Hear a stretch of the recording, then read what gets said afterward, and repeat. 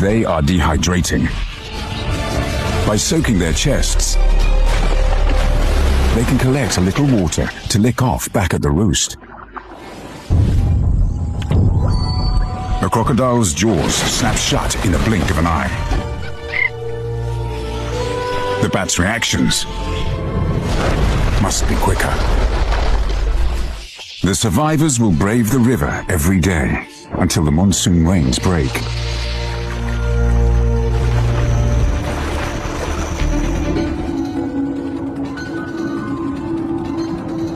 This is his chance.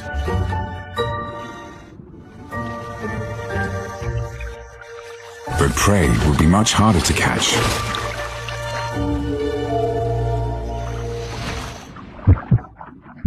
He's off.